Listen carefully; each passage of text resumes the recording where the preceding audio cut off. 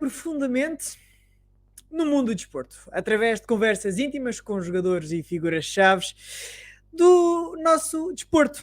Neste episódio de cerca de 1 hora vamos trazer-lhe entrevistas exclusivas com atletas, treinadores e analistas prominentes. Estão preparados? Vamos também oferecer perspectivas únicas e conhecimentos valiosos sobre o nosso desporto. A dinâmica entre os intervenientes permite ainda perceber o que é Sports Track e como ajuda ao desenvolvimento da carreira dos atletas portugueses. Antes de mais, agradecer também ao nosso sponsor, Avila Spaces, e ao convite aqui do Ricardo Andorinho. Obrigado aos dois e vamos a isso. Temos o nosso primeiro aqui, Ricardo, exatamente, já te ia chamar. Olá, Ricardo, obrigado e bem-vindo. Neste caso, eu é que tenho que dizer, eu é que tenho a agradecer, porque é que me convidaste. Obrigado, André, é sempre um prazer. Já temos aqui algumas iterações em relação aos podcasts e aqui à nossa vida desportiva e, portanto, é um prazer muito grande estar aqui contigo a falar de desporto e com os nossos convidados, que vou buscar também aqui o Pedro Mira, que Bom dia a todos. É personal trainer e é meu amigo de infância, também está ligado aqui à Sport Track e ao conjunto de PTs e de pessoas ligadas à performance desportiva que temos até espalhadas pelo país, e a nossa convidada especialíssima, que é a Bárbara Timo, que é alguém que está desde o início da Sport Track e que nós temos seguido e temos acompanhado e temos ajudado sempre que nos é solicitado por ela. E portanto, bem-vinda, Bárbara, e parabéns aqui pelas últimas provas e pelos últimos resultados. Tem sido uma vida desportiva muito agressiva, não é? E estamos quase a chegar ao Mundial, não é? Agressiva é realmente o que define essa reta final. Tem sido muito intenso e a caminhada toda, né? Mas agora eu acho que é o momento que eu tô... Tá intenso, mas estou conseguindo aproveitar, assim, e Estou tentando tirar proveito disso. Obrigada pelo convite. Vamos a isso, né? Vamos a isso. Pedro, queres falar um bocadinho sobre a tua carreira e sobre a tua ligação ao fitness e também aquela parte do desporto que muitas vezes não vem para a televisão, que é como é que os atletas fazem esta transição da prática desportiva para a prática federada e depois aquela pequena franja de atletas que consegue, portanto, ter um apoio de um programa de preparação olímpica? Bem, pronto, primeiro que tudo eu sou licenciado em Educação Física, sou professor de Educação Física também tenho mestrado em Exercício de Saúde e fui praticante desportivo, meramente amador, e pronto, desde 96 que me liguei à área do fitness e dentro da área do fitness, depois comecei a ser personal trainer, fiz uma quantidade de formações e, claro, comecei a estar perto de clientes e alguns desses clientes, atletas desportivos. Nunca tive a felicidade de ter um atleta olímpico ou pré-olímpico, mas já tive atletas federados em competições nacionais, que acaba por ser uma experiência boa para mim como personal trainer. Pronto. Relativamente à parte desportiva e o que nós muitas das vezes até temos nas escolas, muitas das vezes os nossos alunos mais novos, e eu, como já disse, sou professor de Educação Física, vemos grande potencialidade em alunos nossos, atletas nossos, em que, de acordo com a sua localidade onde habitam, podem não ter a oferta que pudesse potenciá-los na modalidade onde eles poderiam ser bons ou não. Isso acaba por ser logo um dos problemas que pode criar aqui relativamente aos futuros potenciais atletas. Eu que sou de Évora e vejo que a oferta desportiva que existe para um aluno meu que eu veja que pode ter um potencial enorme, por exemplo, para judo, e para onde é que eu o mando? Mando treinar aonde? Se não existe nenhum clube de judo em Évora. E acaba, de certa forma, por se poder perder aqui. E então, qual é que é a experiência que eu tenho? Tenho muito aqui é o futebol, ok. E mais o futebol, os miúdos, muitos deles, os que podem ser sinalizados por nós, já estão nos clubes que existem na cidade, alguns vão para os grandes clubes do país e depois estão lá 2 ou 3 anos, regressam novamente a Évora se não tiverem sucesso desportivo e rendimento desportivo nesses clubes, ou então continuam. Ou seja, e aqui começa-se a fazer o tal filtro. Começa-se a fazer o tal filtro em que a base é muito grande, mas depois só chega ao topo. Os que lá chegam ao topo são muito poucos. Isto tudo à custa do quê? À custa dos pais, porque estes miúdos que eu tenho conhecimento não ficam nas academias, são os pais que têm que estar a transportá-los das suas cidades para os clubes, para as academias, para treinarem 2 e 3 vezes à noite. Os miúdos têm que conciliar a escola, têm que conciliar os treinos e as viagens, e isto é muito complexo. Pronto, e isto faz com que haja aqui uma seleção tão grande que só mesmo os que são predestinados para ser atletas de elite é que possivelmente poderão ficar nas academias e ser uma aposta que normalmente não se consegue. Pronto, e isto acaba por haver aqui uma grande dificuldade, e pela minha experiência, em que um atleta, se não tiver grandes condições financeiras, emocionais e saber gerir bem o tempo, dificilmente conseguirá ser um atleta de alta competição. E aqui poderá entrar aqui o dito apoio da Sport Track, aqui digo eu, Ricardo, não é? Para dar apoio a estes jovens atletas que promissores a nível nacional, não é? Sim, uma das coisas pelas quais também estamos aqui é para mostrar um bocadinho aquilo que ninguém vê, não é? Porque se nós estamos a falar de uma região do país muito de interior, não é? Onde teoricamente as condições do treino podem ser muito melhores por um lado, mas se não houver clubes empenhados, portanto, no desenvolvimento esportivo local, portanto, nada acontece. Claro. E, portanto, nós o que temos vindo a ver nos últimos 20 anos é que existem muito menos clubes, existe muito menos investimento desportivo e, portanto, é natural que haja um fosso cada vez maior entre aquilo que é a prática desportiva e aquilo que é a elite e o alto rendimento, não é? Portanto, tu, nessa tua experiência no Alentejo, o que é que dirias? Porque eu acho que isso é muito mais um retrato do país do que a elite, que nós temos a oportunidade de estar aqui a discutir hoje com a Bárbara e ter aqui uma perspectiva dela até sobre os jogos e sobre a equipa Portugal, porque ela própria tem uma noção muito clara sobre a real potencial dos portugueses nos Jogos Olímpicos, mas diria que o nosso Portugal vai permanecer inalterado após os Jogos Olímpicos, não é? E a Bárbara também sabe que depois dos Jogos Olímpicos é sempre muito complicado porque o objetivo passa para os 4 anos a seguir, não é?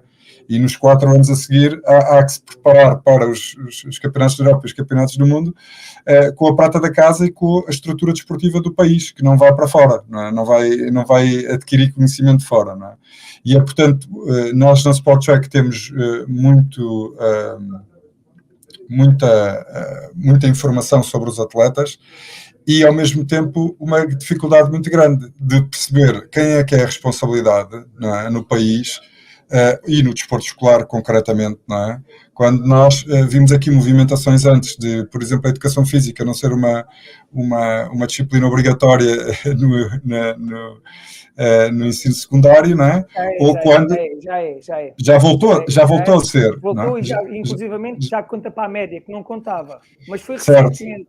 Certo. Deixou de contar e atualmente já conta outra vez no secundário. É de um país subdesenvolvido em termos desportivos, Pedro, independentemente disso. Dúvida, não é? Porque o que nós estamos aqui a falar é de um país que olha ou não para o desporto, para a prática desportiva. E, portanto, se nós estivermos aqui a dizer, mas já voltámos a... Isto é uma coisa muito pequenina, é algo muito pequenino, que o Estado, ou que o Governo, ou que as pessoas que têm responsabilidade no desporto nacional deviam ter feito há 30 anos atrás.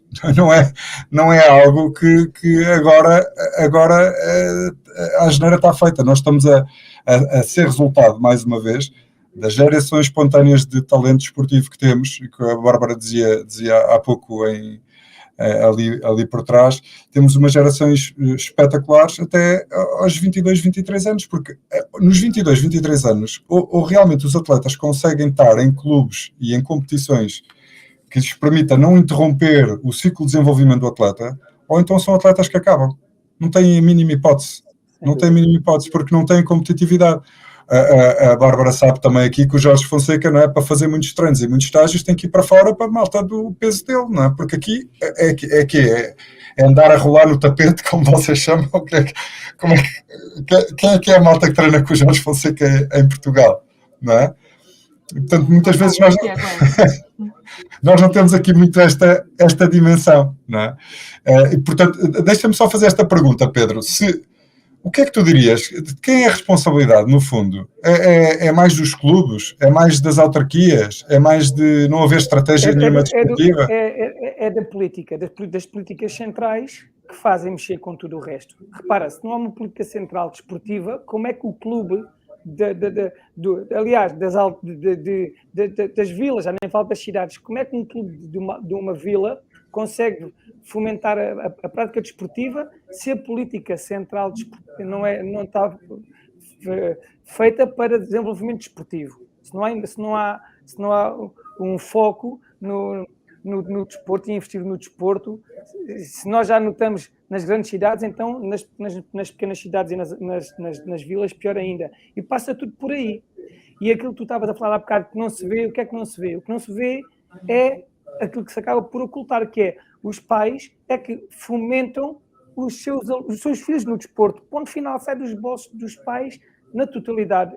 E quando nós vimos muitas das vezes atletas pré-profissionais e que às vezes os grandes clubes os colocam nas suas academias, antes, quem é que suportou tudo aquilo? Foram os pais. Estamos a falar de euros e euros atrás de euros, horas atrás de horas, e isso é que eu acho que o país consegue ocultar isto. Os poucos resultados que os tem faz como se fossem tudo seu investimento, mas não é. O investimento deles é alguém que foi predestinado para ser grande atleta, mas não foi feito pela política desportiva, foi feito pela resiliência, pelo investimento familiar, pelo foco que o miúdo conseguiu ter perante isto tudo. E isto é que tem que ser dito, é a realidade, não é? E os clubes, muitas das vezes, quando os apanham, já os apanham feitos, ok? Mas depois são os grandes clubes, porque os pequenos clubes não conseguem ter os grandes atletas. E quem governa e quem manda vai vivendo assim. Inclusivamente o desporto escolar, em que eu já fiz parte do desporto escolar, tem tido um desinvestimento enorme. As competições nacionais que aí há 10 anos eram feitas para os escalões de iniciados e juvenis e em 20 e tal modalidades, hoje em dia é realizado com muito menos atividades e o escalão de juvenis já não é feito nacional, é nos iniciados. Podemos discutir se é mais importante os iniciados ou os juvenis, ok, são outros 300, como se costuma dizer, mas tem sido cada vez menor o investimento que se faz sobre o desporto escolar. Era um espaço ótimo, único, para certo? detectar atletas, não é? E eu acho que a política nacional a nível desportiva está cada vez menor, mas os atletas vão aparecendo à custa do quê? À custa da resiliência. Ponto final, parágrafo. É a minha visão sobre isto. Daí a importância para futuros atletas, aliás, da Sport Track, não é? Em poder conseguir dar apoio a estes jovens que poderão ter uma aptidão fantástica e então conseguir levá-los a bom porto. Certo.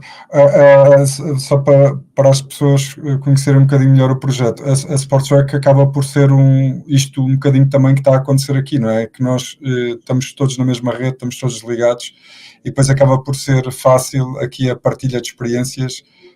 Há muita informação e há muitos problemas na alta competição dos atletas que são resolvidos por informação e por conhecimento específico.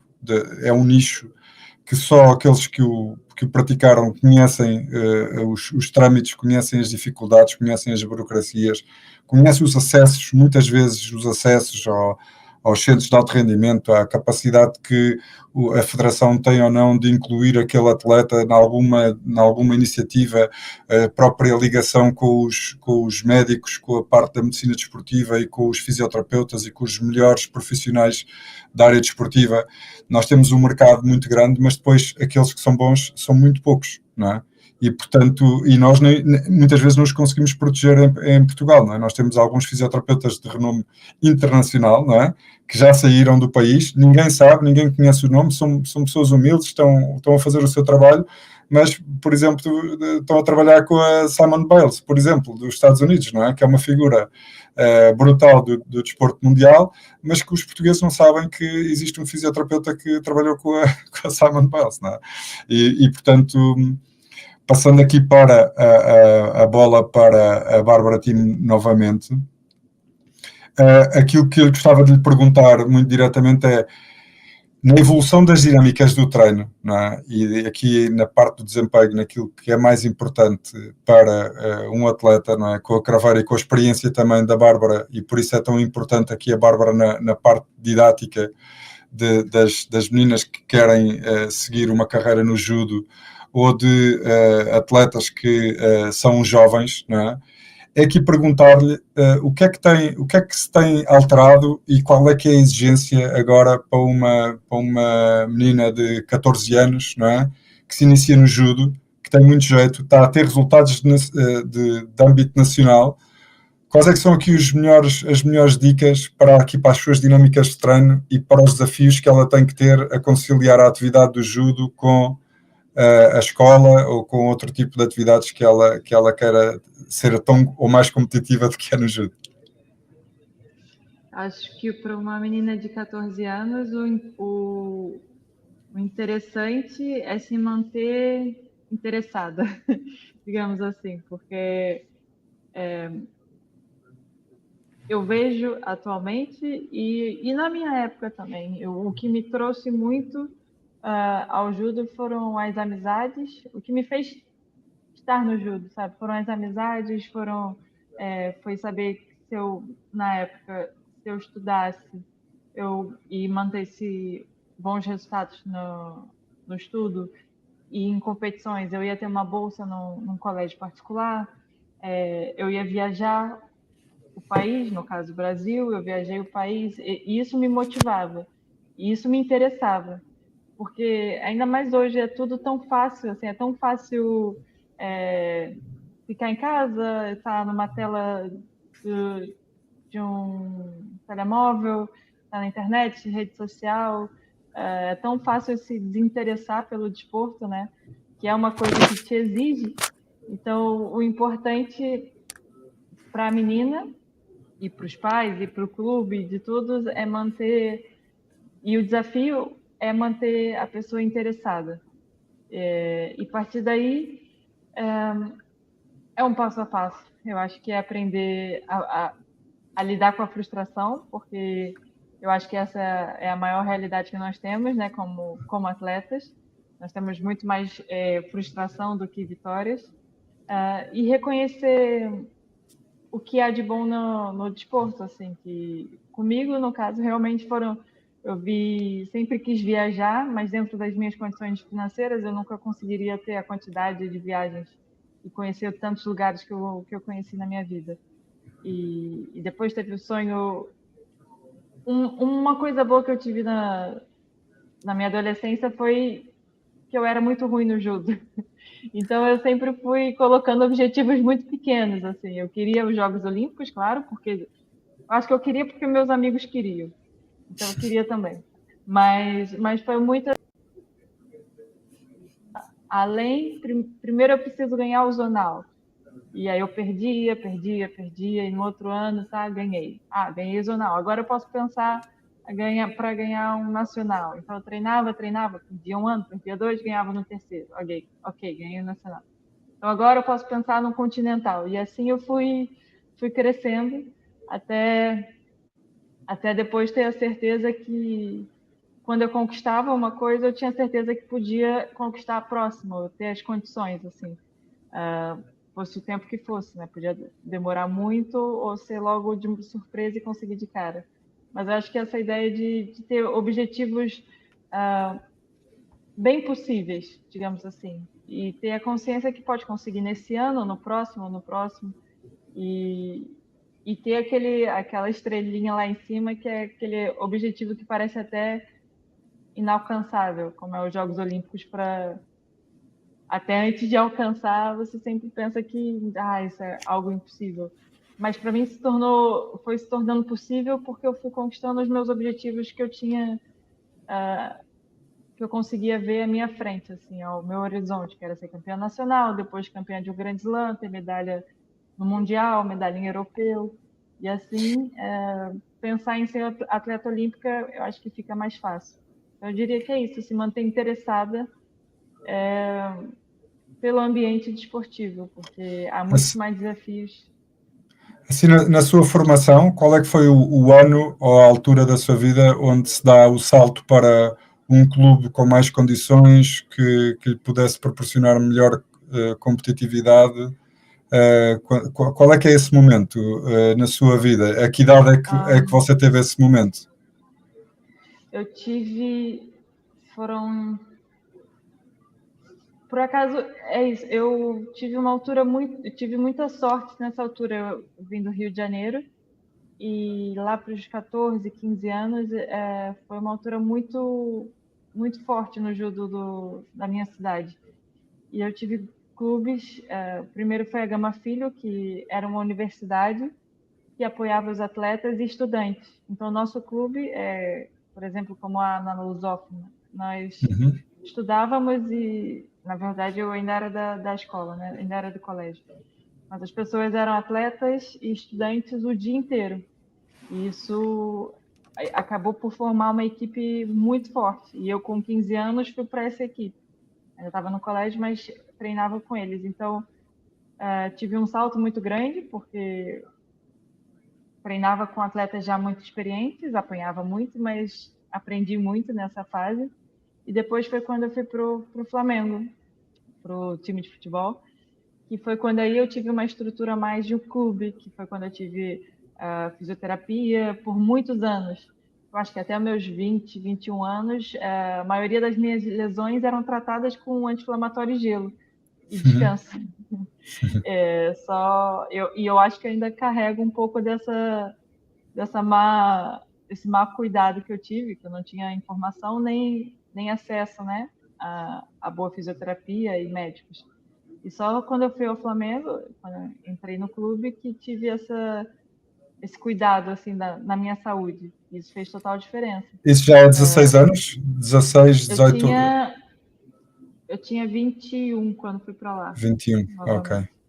ok. Tem 12 anos. Ok. Mas foi aí que aos 21 que eu comecei por um lado, ser realmente mais profissional, porque treinar muito, já treinava, sabe? Saber competir, já sabia, mas esses detalhes que vão fazer a diferença mesmo lá na frente, na parte do alto nível, que eu comecei, diria, tarde, que é aos 21 anos. Muito bem, muito bem. André, queres fazer alguma pergunta?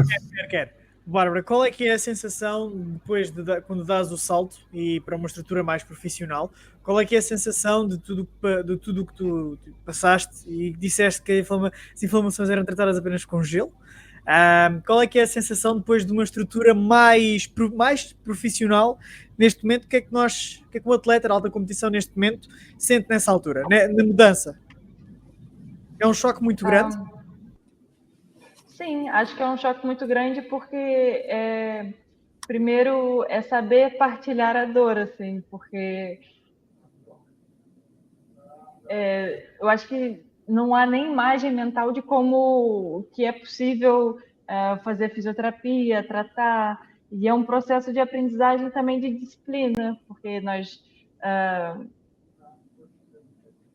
é preciso ter disciplina e, digamos, fisioterapia. É um treino a mais, sabe? Não é só lá e tá mexendo no telemóvel.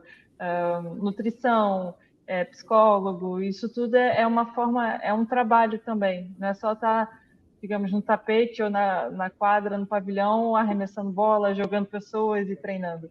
E isso é um processo também que requer requer um pouco de atenção, porque é muito fácil de ser deixado de lado. E como eu comecei isso tarde, diria assim, eu tive um pouco de dificuldade de aceitar isso, assim. Então, tanto que depois, e botando uma meia-culpa, às vezes eu só vou tratar quando eu tô lesionada, que aí já é tarde demais. Mas eu acho que é um pouco da minha geração, né? De como eu aprendi. Mas esse lado de prevenção, de estar ali, de ser isso que é o necessário, né? Para ser um atleta de topo na sua classe, não só olímpico. Isso eu senti que eu tive mais dificuldade, talvez tenha até hoje, de enfrentar esse dia a dia, assim, de partilhar as dores, diria assim, não é só me jogar no treino. Bárbara, mas aí há outra pergunta que é muito complexa de se responder, não é? Porque se um atleta do judo não aguentar muito tempo a dor, não consegue competir, não é? Porque aí também há aquela parte do treino extremo. Uma coisa é haver uma lesão e andar-se em cima das lesões, não é? Que também já estive aí e sei o que é, mas há coisas que nós achamos que aguentamos e que aguentamos mais um bocadinho e que está bem, tem que ser operado, mas mais para a frente, ou seja, isso é algo que a sua experiência é muito importante conhecer, que é onde é que está o limite, não é? Onde é que está o limite do corpo para a gente conseguir, está bem, fazer mais uma semana ou entrar numa prova, mas não hipotecar o futuro, não é? Não hipotecar a carreira toda porque há uma lesão que não se consegue ir para a frente, não é? Eu lembro-me, porque eu lembro-me bem daquela lesão do cotovelo, não é? Que a Bárbara teve e pronto, que era difícil, não é? Porque tem que estar sempre a fazer força, não é? Não dá para, olha, espera aí, dá-me só 5 minutos que eu não posso estar a fazer força aqui o combate todo, não é? Não, é muito complicado, assim, o limite entre ter que aguentar a dor, porque a dor torna-se parte de si, sabe? Eu tenho dias que eu acordo sem dor e é um dia estranho para mim. Parece que eu estou destreinada. Eu já associei acordar ou treinar, acabar um treino sem dor como, não foi um treino bom. Olha o quanto também eu já fui para o outro lado, né? Já passei do ponto. E já tive esse conhecimento, né? Eu tenho esse autoconhecimento de saber cada vez mais o limite, por exemplo. Isso eu estou com uma pequena lesão que eu estou exatamente nesse ponto. O quanto é o momento de competir ou de recuar um pouco, de treinar, de buscar os pontos. Eu estou praticamente classificada para os Jogos Olímpicos, mas eu estou exatamente nesse ponto que é aquilo, qual passo que eu dou? Dou um para frente, um para trás, um para a direita ou para a esquerda, e isso é muito complicado. E repito, quanto maior for a rede de apoio que o atleta tem, quanto maior é a minha rede de apoio, quanto maior eu falar o meu medo para a minha treinadora, para o meu psicólogo, para o meu nutricionista, para os meus amigos, maior vai ser eu acho que a minha resposta e o meu feedback vai ser o mais coerente possível. Porque se for só por mim, que eu quero ir para os Jogos Olímpicos de qualquer jeito, talvez não seja a melhor opção, né? E pode não chegar, não é? E pode não chegar. Eu tenho uma perspectiva muito fechada, então eu acho que precisa dessa rede de apoio, que é a Sport Track, que é, vamos lá, o que nós precisamos, qual é a sua dor, o que nós precisamos, porque o atleta está muito acostumado a sofrer sozinho, principalmente o atleta individual, eu acho, né? E nós conseguimos ajudar aí, juntamente com o treinador e com os nossos profissionais. O Rodrigo Martins está a trabalhar com a Federação de Judo, que você sabe. Ele está a trabalhar muito perto com o Jorge Fonseca e com a equipa do Pedro Soares. E, portanto, há uma visão aqui bastante integrada e integral daquilo que é pôr o atleta à frente das especialidades depois que andam à volta do atleta também, não é? Tu tocaste em um ponto que é fundamental, que é a parte psicológica, não é? Se o atleta estiver consciente de que não vai competir num grande slam para depois competir no Mundial, e não ficar triste porque não se vai medir naquela oportunidade porque está a cuidar do corpo e que vai aparecer depois mais à frente melhor, é algo que nós temos aqui bastante experiência em ajudar os atletas a estarem tranquilos com essa decisão, porque como você disse e bem há bocadinho, às vezes o atleta está perdido, não sabe se é para a esquerda, se é para a direita, se é para a frente ou se é para trás, mas distribuir essa informação e essa dor e essa dificuldade que é momentânea, mas que às vezes é momentânea por um lado, mas depois, 2 semanas depois, acontece uma coisa diferente e já muda o cenário completamente, não é? E por isso é que é super importante nós termos aqui um gestor de atleta, que temos sempre também aqui na rede, que esteja mais com esta tarefa de trazer qual é o desafio do atleta para dentro da rede, para nós não estarmos a ser nós, a estar sempre a perguntar ao atleta, olha, e precisas de alguma coisa, olha, e estás porreiro, então é assim dessa maneira que nós operamos. Eu estava aqui a partilhar com todos aqui para te fazer uma pergunta, que era 34 medalhas, não é? E aquela que é mais querida pode não ser aquela que está mais acima, não é? Tipo, a sua medalha que gostou mais de conseguir pode não ser, aquilo é um diploma, não é? Quando a gente vê ali nos Jogos Olímpicos, Other é um diploma olímpico, não é? Sim. Quer explicar o que é um diploma aqui para as pessoas?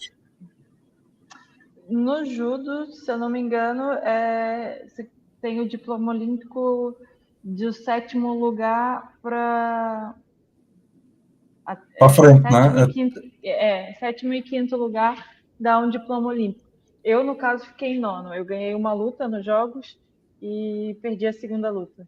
Então, é como se eu caísse nas oitavas de final, que não me deu o direito de andar na chave, né? Então, ali é só uma participação, é só uma participação de Jogos Olímpicos e foi isso, fui em 9º. Mas eu eu não sei dizer qual é a minha medalha ou minha conquista mais especial, assim, porque eu penso em uma, depois eu tenho essa dificuldade no geral, né? Tipo, eu não sei dizer qual é a minha comida favorita, um livro e tal, tem vários, mas tem medalhas ali em momentos muito especiais, assim, sem dúvida. Agora vou fazer eu uma pergunta. Aqui que ninguém nos ouve, Bárbara. Trazer uma medalha para Portugal era especial, ia-te saber bem, ou seja, é a única medalha que te falta, é aquela que tu dizes, ok, eu ganhar uma medalha nos Jogos Olímpicos, seja uma qualquer das 3 primeiras, claro que ouro é ouro, é aquela medalha em que tu dizes, ok, o meu objetivo está concluído aqui. Sim, porque como eu falei, eu fui criando meus objetivos e vendo sempre à frente no horizonte, né? E tem umas medalhas que você conquista que são as que marcam, assim. Então eu consegui medalha em Grand Prix, em Grand Slam, em europeu, em mundial. Eu fui campeã mundial universitária, ainda pelo Brasil. E eu acho que em campeonatos do mundo. Então, eu acho que só para completar assim, o meu álbum de figurinhas, só falta mesmo essa dos Jogos Olímpicos. Porque é sempre especial. Eu tenho 2 medalhas em campeonatos do mundo, mas acho que a primeira sempre fica muito mais marcada, sabe? Eu tenho um mundial ainda esse ano e estou muito motivada para buscar a minha 3ª medalha. Mas para completar isso, é quase um check assim na minha lista de desejos, né? Realmente, assim, o que me vem à cabeça novamente só falta dos Jogos Olímpicos, que é a Então, mais preciosa. trazeres 2 medalhas de ouro, uma no Mundial e uma nos Jogos Olímpicos, isso então... Sim, sem dúvida seria um marco, e eu acho que vir para Portugal, já estou aqui há 6 anos, vai fazer 7 anos, e acho que é meio que seria uma boa forma de de completar esse ciclo como desportista, assim, Portugal me trouxe tantas coisas boas, assim, tantas experiências incríveis que eu não poderia imaginar passar e sentir. Retribuir com uma medalha olímpica seria realmente algo que eu penso, como que eu posso explicar? Eu acho que Portugal merece que eu consiga isso, que eu conquiste isso por Portugal, sabe? Por tanto que o país trouxe para mim. E estou trabalhando para isso. Maravilha. André, vou-vos aqui fazer um desafio, que é partilhar aqui alguns dados da SportTrack convosco, mas o objetivo é manter esta dinâmica de conversa e vocês podem dar o vosso contributo, porque nós investimos aqui na SportTrack e eu estou aqui também como sponsor de atletas e como alguém que tem uma empresa e que essa empresa está, portanto, na rede SportTrack a contribuir para o desenvolvimento das carreiras desportivas dos atletas em Portugal. E penso que se nós olharmos para isto todos, acho que conseguimos criar aqui algumas respostas para atletas que nos possam estar a ver, que podem ter uns sonhos muito grandes e umas ambições muito fortes no desporto nacional, mas que depois não conseguem ver qual é que é o próximo primeiro degrau, não é? E este próximo primeiro degrau é aquilo que nós gostamos de ser para qualquer atleta que se registra hoje na SportTrack e que começa a interagir com sponsors ou com pessoas da própria rede ou com outros atletas, porque aqui o objetivo é também haver uma distribuição dos apoios, ou seja, vocês, hoje a plataforma permite que qualquer registado possa apoiar qualquer atleta, e aqui qualquer registado pode ser um fã, pode ser um sponsor, pode ser outro atleta que quer apoiar a carreira de outro atleta, e para esse apoio há benefícios de visibilidade, se estivermos a falar de sponsors, e há também uma interação entre modalidades diferentes, empresas diferentes, pessoas com uma multidisciplinaridade ligada ao desporto muito grande, não é? Nós podemos ter aqui pessoas que são muito de dentro da área da performance, mas temos pessoas também que são da área da psicologia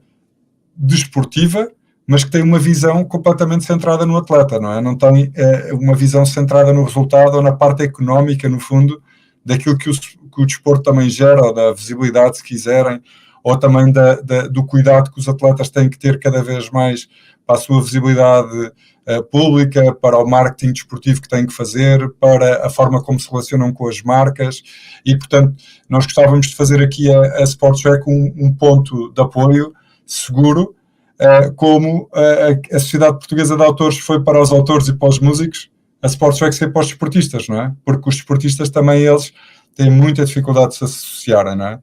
Imagina, se dentro do judo os atletas têm dificuldade de se associar, ou dentro do handball, ou dentro de uma modalidade qualquer, imaginem vocês, entre modalidades, a dificuldade que isso é, não é? Não há uma entidade, independentemente de haver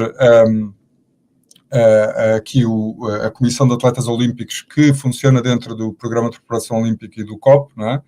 Temos também a Associação de Atletas Olímpicas, que é uma associação diferente, que permite proteger os interesses dos atletas olímpicos, mas que é uma entidade independente da Comissão de Atletas Olímpicos e do Comitê Olímpico, e depois não temos assim grandes associações de atletas no país. Portanto, se nós com esta iniciativa conseguimos agregar todas as modalidades do país e dar aos atletas uma resposta, mesmo que não seja uma resposta imediata de, olha, entraste hoje para a rede, amanhã tens um sponsor no teu perfil, não é? Mesmo que o perfil não tenha nada, portanto, acaba por ser aqui uma simbiose entre os vários intervenientes da rede, que achamos que é isso o mais interessante. Então, o que é que... eu vou só aqui passar alguns slides para chamar a atenção aqui para alguns valores. E isto que nós estamos a ver aqui é o abaixamento do desporto federado, ok?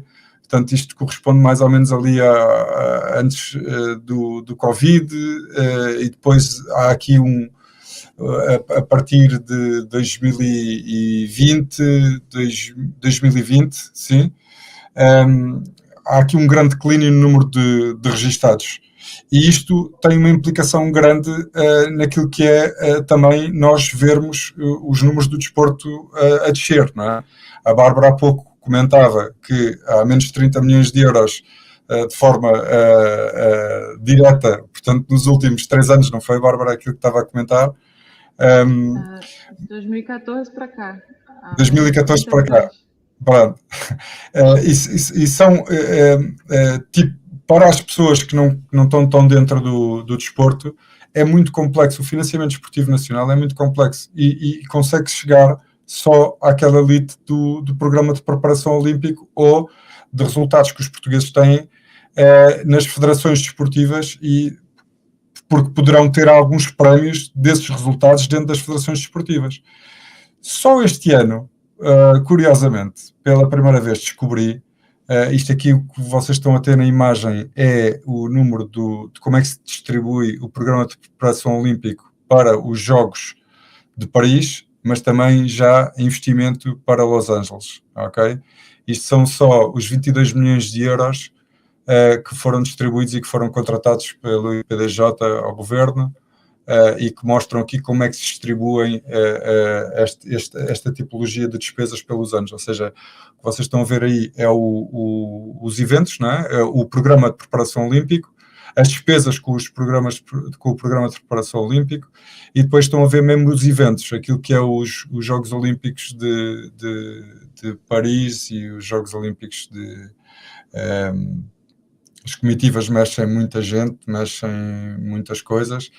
Vai haver pela primeira vez aqui em Paris a maratona, vai haver uma maratona social, mas que essa maratona social também tem rankings, e quem quis participar nelas teve que andar a fazer provas pelo mundo fora para conseguir ter mínimos e para se poder classificar para essa maratona, que deve ser um evento espetacular, não é? Como nunca antes realizado.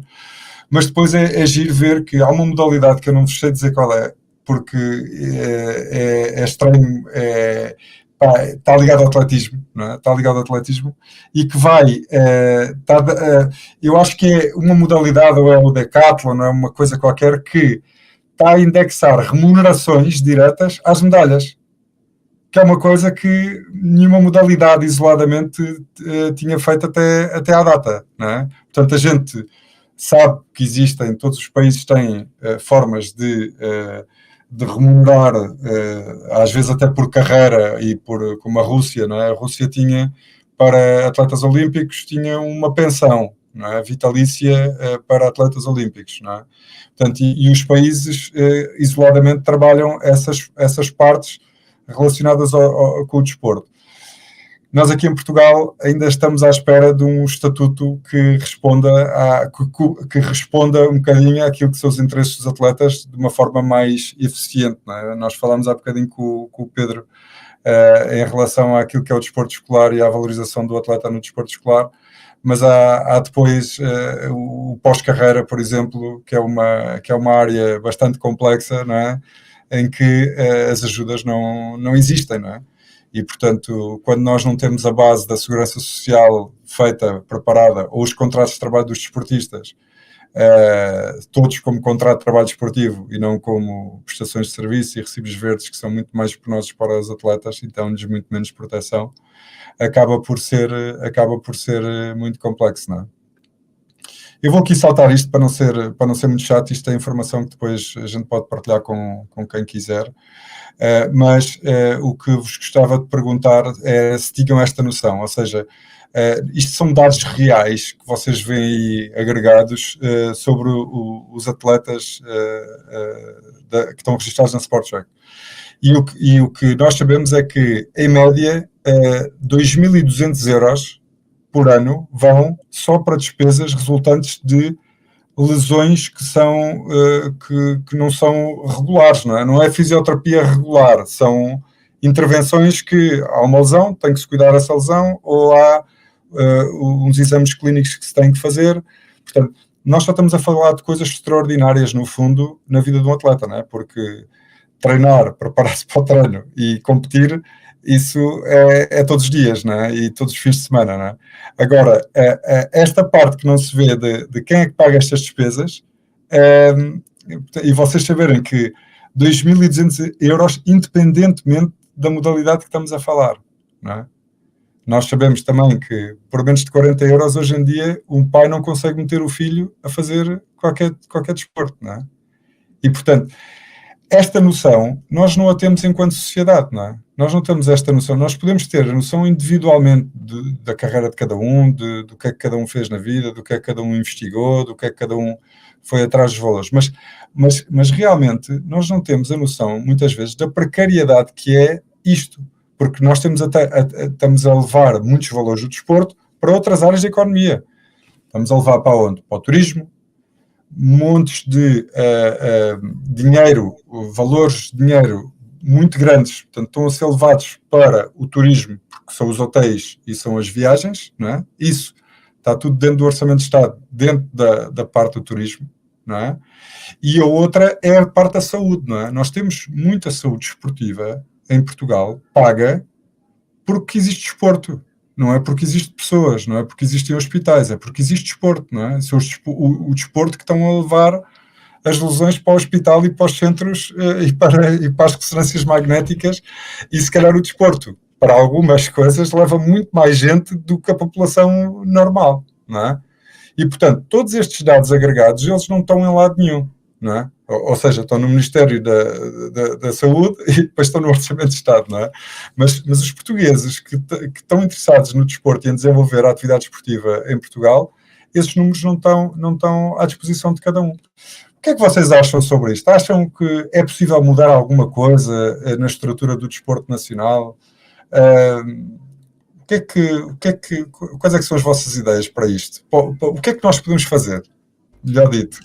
Acho muito sinceramente, e aqui muito rápido, que é agora com esta mudança toda que houve a nível político, que se valorize mais o desporto. Ainda há bocado o Pedro e a Bárbara falavam no início e tu também, que desde o Covid começou a descer o número de praticantes e de federados, e acho que houve uma desvalorização, uma grande desvalorização a nível do desporto. E a Bárbara há bocado tocava nesse ponto, que é as telas, os computadores.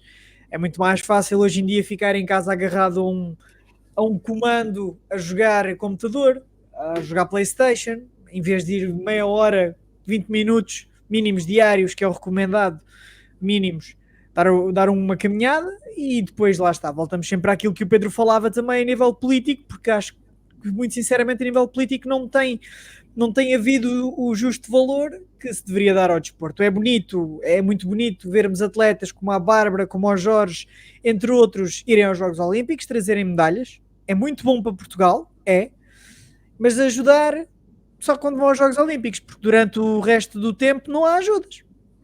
Portanto, não há valorização. É muito bonito quando se vai, porque ganhámos uma medalha de ouro, vai-se receber uma medalha por ajudar o país. É muito bonito, é lindo e, claro, a levar o país ao mais alto patamar, que é os Jogos Olímpicos a nível de judo, atletismo. Os Jogos Olímpicos é o topo, como no futebol e no futsal é o mundial. Nestas modalidades é os Jogos Olímpicos, é o mundial deles. Mas depois, durante os 4 anos em que há aos europeus, aos mundiais, e acho que também aí deveria haver um bocadinho mais de preocupação por parte dos nossos governantes no que toca ao desporto, e não só. Foi feita uma medida para os jovens até aos 25 anos terem os museus livres. Acho que também haveria de haver uma medida para incentivar mais os jovens e a nova geração a terem desporto, não que seja gratuito, mas mais baixo, para poder dar o incentivo de irem praticar desporto diariamente. Portanto, acho que é muito rapidamente, neste momento é a opinião que eu tenho. Não sei quanto ao Pedro e à Bárbara, e tu, Ricardo, a vossa opinião. Bem, o que eu acho aqui, a minha opinião é, estes dados são super preocupantes, não é? Porque demonstram nitidamente que o foco está longe de ser o desporto, o investimento no desporto, ponto número 1. Eu acho que isto também tem a ver com um bocado que é cultural também, não é? Se nunca houve, para que é que vai haver? É claro que é. Será que vale a pena? Eu acho que, e como dizia e bem o André, agora que mudou o governo, também poderia mudar a mentalidade. E então, se calhar, deviam pensar mais no desporto como um ponto de maior investimento, né? E partindo logo por políticas muito bem centradas em que, para haver desenvolvimento desportivo, o que é que eu vou ter que fazer? Né? Que condições é que eu vou ter que fazer aqui a nível de infraestruturas, a nível inclusivamente de técnicos, de agentes desportivos que são fundamentais. Eu penso que passa por aqui, porque lá está, se não se pensar em que semear hoje para colher amanhã, nunca, é aquilo que eu dizia, é cultural, nunca vai haver um investimento porque a pessoa não consegue pensar no amanhã e pensa só no hoje. Passa muito por não investir, porque lá está, o desporto hoje, a medalha ganha hoje, mas passado um tempo é esquecida. E então aquilo é algo que é passageiro. Então vamos empurrando com a barriga, de vez em quando há uma medalha, de vez em quando há outra, mas não se olha para, de facto, a valorização do que aquilo cria a nível do país, como países de leste, que a gente sabe que o investimento aí a este nível é muito forte e muitas vezes são países com uma menor densidade populacional que a nossa e que nós chegamos ao final de cada Jogos Olímpicos têm 10 ou 15 vezes mais medalhas do que nós. Porquê? Porque as políticas desportivas são completamente diferentes das nossas, não é? E eu acho que passa muito por aí. Cultural. Para mim é cultural. Pedro, só uma coisinha, desculpa, Bárbara. Desculpa, deixa só para não me perder. Tocaste aí num ponto muito importante, os países do leste. Um exemplo muito rápido aqui do nosso handball que o Ricardo sabe. Hungria, nós fomos jogar, a seleção foi jogar o pré-olímpico, infelizmente não se conseguiu qualificar. Vimos um pavilhão completamente cheio. E quem diz Hungria, e também falamos dos países nórdicos, em que para eles o desporto é essencial. Temos pavilhões cheios como é no handball, por exemplo, a apoiar os atletas. E eles próprios praticam também, se for preciso, não a nível profissional, mas a nível amador. Portanto, a mentalidade aí já é outra. Certo. Claro. Certo. Bárbara, eu acho que, pensando aqui, concordo muito com todas as intervenções, e eu penso muito que o problema do desporto é que ele é muito associado ao fazer exercício, né? E fazer o exercício e ganhar a medalha só por si, eu acho que isso não incentiva ninguém. E o que falta em Portugal é um incentivo por parte dos atletas continuarem, da pessoa continuar a ser atleta. Não há incentivo, não há motivo além de ganhar medalha. E isso é muito bonito no campo das ideias, né? É muito bonito ganhar medalha, mas e o depois? O que se constrói com isso? E isso parte muito, eu acho que o desporto universitário, que é algo que não há nenhuma ligação e nenhum investimento. Acho que parte muito por parte das empresas, não há incentivo do governo, não tem um porquê uma empresa me patrocinar, porque eu não apareço na televisão, é isso que nós ouvimos, não sou futebol não faço um desporto que enche um pavilhão, então não há isso, e não há um incentivo do governo em haver benefícios para as empresas patrocinarem os atletas, porque sim, e isso acaba que vira uma roda, né? Uma coisa não leva a outra. Então, eu acho que haveria muito o incentivo do governo diretamente ao atleta, sim, mas também muito no universitário, que é isso que capacita, é isso que dá a garantia dos atletas que talvez por algum motivo não tenham condições de chegar lá no topo, mas que tirem proveito do desporto, que é o que nós vemos, por exemplo, nos Estados Unidos, que muitos atletas só vão ser profissionais, por exemplo, no tênis, no golfe, depois que se formam, né, na universidade. E isso é incrível, porque se não der certo, ok, já tem uma profissão e vai tirar também proveito do desporto, tem que haver uma troca, porque conquistar só a medalha por si só é muito bonito, mas assim, eu acho que na realidade do capitalismo e tal que nós vivemos é irreal. Então, falta incentivo para trazer as empresas, a parte privada para nós, e nós, os atletas quererem ter uma profissão, a parte da universidade, do desporto escolar também, que eu acho que não há nenhum grande incentivo. Então, eu acho que seria por aí, assim, não é? Porque a medalha só por si só... Até depois vira só uma experiência e um mental. É como o Pedro falou, no dia seguinte já se esquece. Nós estamos... Só uma coisa rápida, é mesmo rápido. Só relativamente a fundamentar, ou seja, implementar e fomentar o desporto. E para mim isto é fulcral, porque se não se fomentar o desporto, não há atletas de elite. E os atletas de elite, para serem atletas de elite, precisam dos outros atletas, porque senão nunca chegam a ser atletas de elite.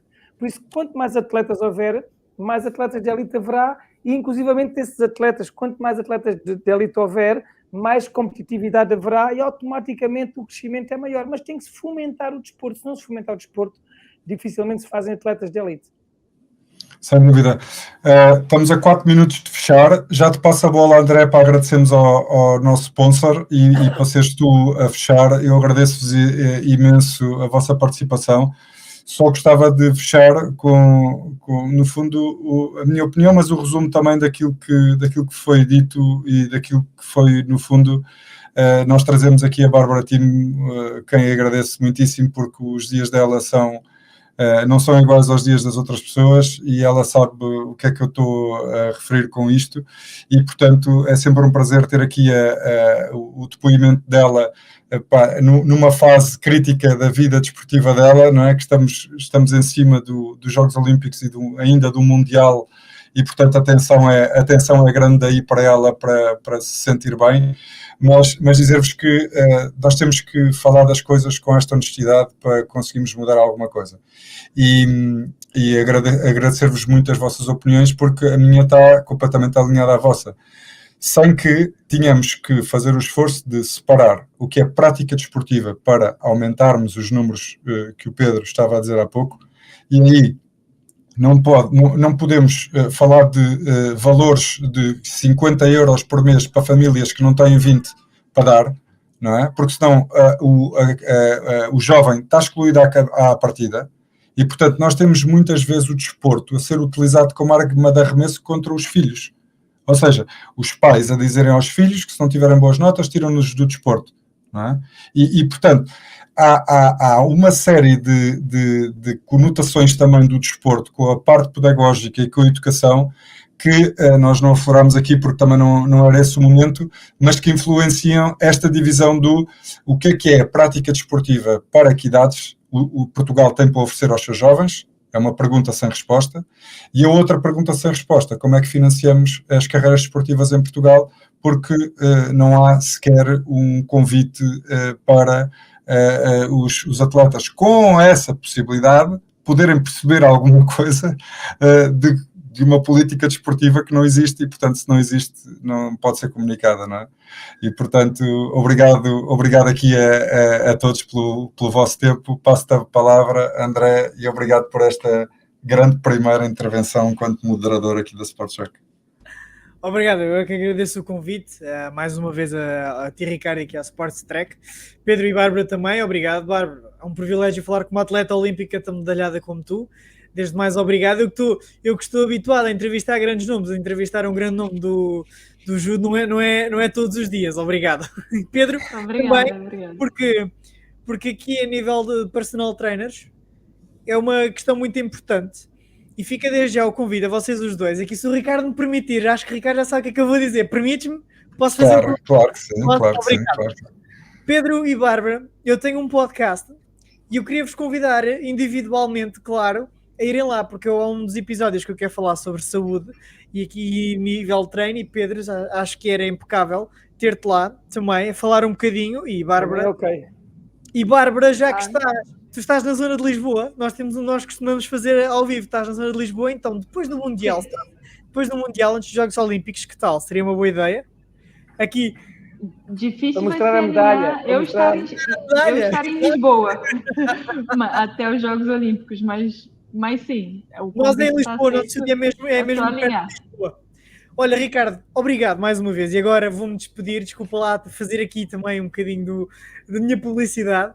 Mais uma vez, obrigado. Foi o primeiro episódio deste podcast aqui da Sports Track. Agradecer ao nosso patrocinador. Ricardo, agora vou-te dizer a ti, para dizeres tu o nome, agora vais-te agradecer também. Eu agradeci no início, agradeces tu agora ao nosso sponsor. Sim, senhora. Obrigado à Avila Spaces. É sempre um prazer. É um parceiro de há muito tempo. Fizemos o lançamento da Sport Track também aqui no Avila Spaces de Lisboa, da Avenida da República. E, portanto, obrigado ao sponsor e obrigado a todos. E eu posso fechar aqui a nossa emissão.